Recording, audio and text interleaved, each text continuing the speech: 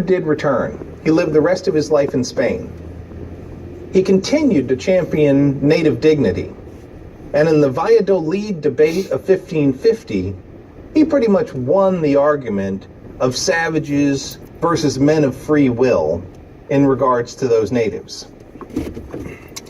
Bartolomé de las Casas died in Madrid in 1566. He was considered a pioneer of humanitarian philosophy.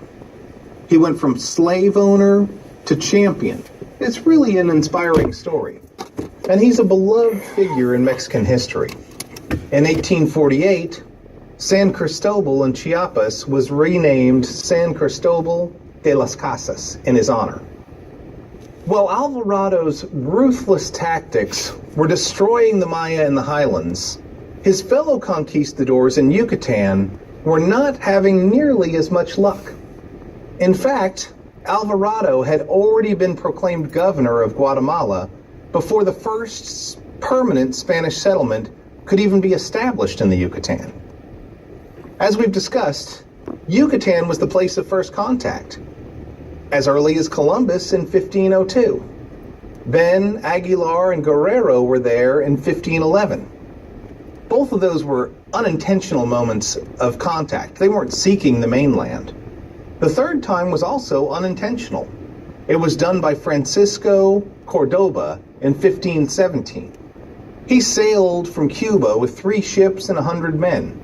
He was just kind of out there in the Caribbean, mainly looking for more slaves to capture, because Cuba was low on slaves at that time.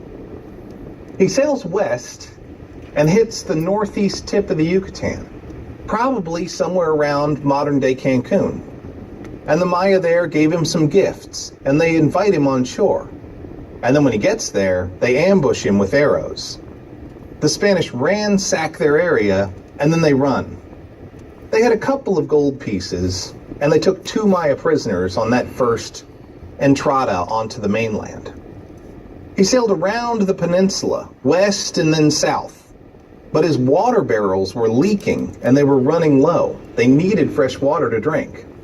So they find a big port in Campeche, a Maya port, and they go on shore to get water. Again, they're invited in.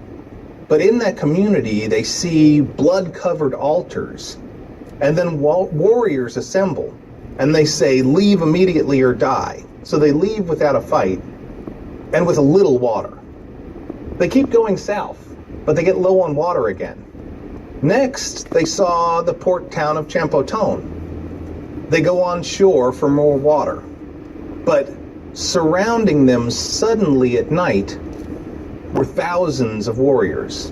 In the morning, there was a massacre, and more than half of them were killed. They escaped to their boats, but they had to leave at least one of their boats because it was damaged.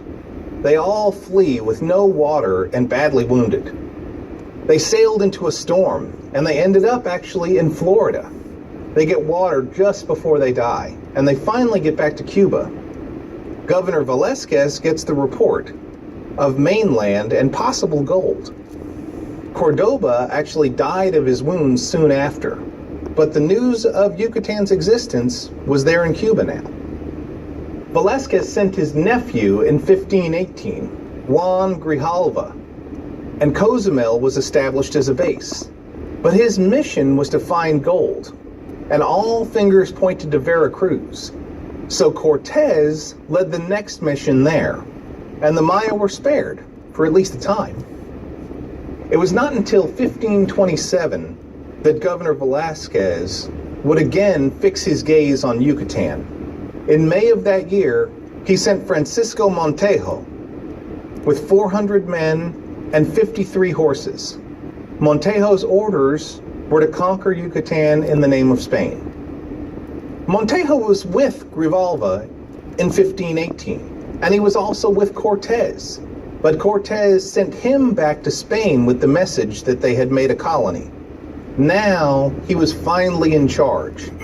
He landed in Cozumel first, and then went ashore. We believe he landed somewhere just north of Xel-Há in some swampy mangroves. And there he made a small settlement that he called Salamanca. It wasn't a good choice, though, because it was swamps. Everyone started getting sick. They tried to push inland, but they were met with Maya resistance. And then there was more sickness and more resistance. Their forces became seriously dwindled. They had to recover for 2 months at a Maya town called Mochi that welcomed them. They tried to push north again, but they were fought off by yet more Maya. Finally, they returned to Cozumel in 1528, and he only had 80 of his original 400 men that were still alive. Stubborn and undaunted, he took a supply vessel south. With 40 men with him, he left 40 more with Alonso Davila, and he told him to follow him by land south. They make it as far as Chetumal, which is a big Maya capital, and they capture 4 Maya in a canoe. Those Maya tell him that Gonzalo Guerrero lives in Chetumal. So he sends a message to Guerrero, a promise of rewards. The reply comes back that Guerrero is only a humble slave, that he can't do anything. Meanwhile, Guerrero is sending secret letters to each of them, Montejo and Davila. One says Davila's dead, and the other one says Montejo's dead, and they both say you should retreat because they're dead. It worked, and they both return to Cozumel. They meet there and realize that they were tricked. In the meantime, Guerrero and the Maya quickly fortify Chetumal, and that way now seemed pointless to continue. So Montejo moved on to Tabasco, and he was actually appointed the governor there in 1529. Using it as a base, he approached Yucatan again, this time on the west coast. He established a garrison at Campeche, but that was continually attacked.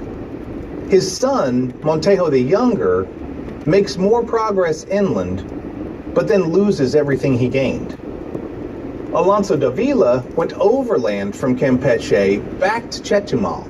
He had 75 men, 15 horses, and established a base at Laguna Bacalar. The Guayamil Maya helped him fight Chetumal, and they were successful. But then the Guayamil turned right around and turned on him. His men barely escaped by canoe into the Caribbean, and they end up in Trujillo, Honduras. Again, there's been absolutely no Spanish progress in the Yucatan. The Montejos weren't doing any better. The rebellion grew in Campeche, and attempts to establish new bases all fail. By 1534, it seems pointless. Montejo's men, a lot of them at least, abandoned to go join the conquistadors in Peru, and he's forced to retreat to Veracruz. Campeche reverts back to the Maya. By 1540, Montejo is in his 60s, and he assigns his powers to his son, Montejo the Younger. He returns to Campeche with another 400 men, and finally takes it for good in 1541. The Maya at this point are becoming increasingly sick. All of those diseases are setting in, and they're becoming demoralized. So finally in 1542, Montejo the Younger takes the giant city of Tijo and builds Merida over its ashes. Finally, they have the new capital of Yucatan. With Merida as a power base, Montejo sends a new wave of conquistadors east. They're led by the brutal Gaspar de Pacheco. In 1545, there's a vicious attack on Chetumal. They took no prisoners. They garroted all the men. They cut women's breasts off, and they killed innocent children. They were drowned with gourds tied to their feet. Pacheco establishes the fort at Bacalar. The Yucatan Maya had resisted for decades, but now they were tired, they were sick, and they were few in number. Pacheco enslaves them in encomiendas again. By the 1550s, Yucatan was really just one big slave colony. While the Dominicans and Bartolomé de las Casas were arguing for voluntary conversion in the Maya highlands, the Franciscans controlled Yucatan and took a very different tact. The violent Maya resistance there resulted in the belief that conversion must be by force. The greatest zealot among the Franciscans was a young man named Diego de Landa. De Landa was born a nobleman in Spain. At the age of 25, he landed in Yucatan in the year 1549. He was stationed first in Izamal, a place that still had large Maya temples. Quickly, he gained a reputation as fearless. For 10 years, he just walked the peninsula alone. He would preach and he would bust into Maya communities and disrupt sacrificial rituals. He learned their language and their culture thoroughly. But his was a tough love. He wanted to know what they were doing so he could stop it. He was convinced of a large Maya underground resistance. He said there were still thousands of people practicing the old religion, and I have no doubt he was right. But he became increasingly violent about it. He tortured and killed people for information. Ultimately, this led to his most infamous act, an auto da fe at Mani in 1562. At Mani, Landa burned books, ritual objects, and even people. Motherfucker. It was in the yard in front of their church. I've stood in that same spot many times. The numbers vary, but for sure dozens of books and thousands of cult images were burned there. There were tortured and killed Maya nobles at that same spot too.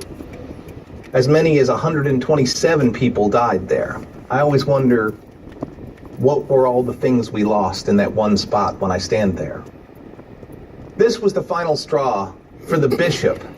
Bishop Francisco de Toral of Yucatan had been ignoring Landa's methods, but now even conquistadors were calling him brutal and cruel. So he was arrested and sent to Spain in chains, and he was jailed for 5 years while he awaited trial. While in jail, he wrote an amazing book, Relación de las Cosas en Yucatan. It was the single most important Maya ethnography that was ever written.